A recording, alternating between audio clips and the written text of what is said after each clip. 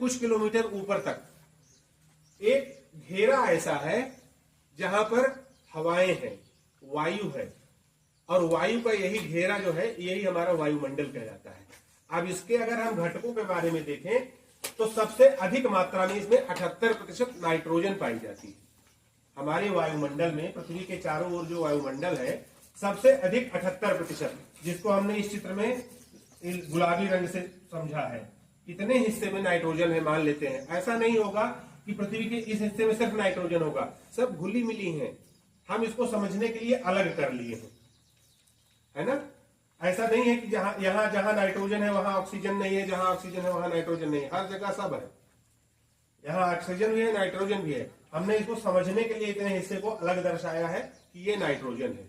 Nitrogen 78% है और 21% oxygen है। ये दोनों मिलकर के 99% हो गए। अब सिर्फ 1% है जिसमें अन्य सभी तरह की गैसें हैं।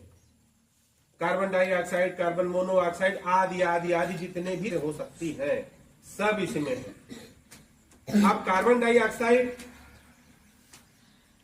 का कार्य अगर हम ध्यान दें तो पेड़ जो है ये अपना भोजन स्वयं बनाते हैं, इसीलिए इन्हें स्वपोषी कहा जाता है।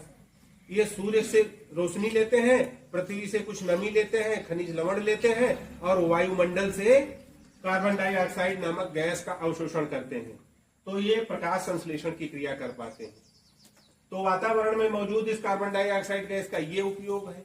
इसी तरह ऑक्सीजन गैस जो है हम सभी जीवित प्राणी श्वसन में इस्तेमाल करते हैं। श्वसन मतलब जब हमने सांस भीतर लिया और सांस हमने बाहर किया, ये श्वसन का एक चक्र हुआ। तो ऐसा जितने भी जीवित प्राणी हैं, जिनमें ये पौधे भी हैं, पौधे भी श्वसन करते हैं। जब ये श्वसन करते हैं तो ये भी ऑक्सीजन लेते हैं और कार्बन डाइऑक्साइड छोड़ते हैं। लेकिन जब ये प्रकाश संश्लेषण की क्रिया करते हैं तब ये कार्बन डाइऑक्साइड लेते हैं और ऑक्सीजन छोड़ते हैं। ये अंतर हमको याद रखना होगा। श्वसन में पौधे भी हमारी तरह ऑक्सीजन ही अंदर लेते हैं और कार्बन डाइऑक्साइड छोड़ते हैं, जबकि प्रकाश संश्लेषण में कार्बन डाइऑक्साइड अंदर लेते हैं पौधे और ऑक्सीजन छोड़ते हैं। ये फर्क हमको याद रखना होगा। और नाइट्रोजन जो 78% वातावरण में पाई जाती है, ये इसका सबसे बड़ा इस्तेमाल है वृद्धि।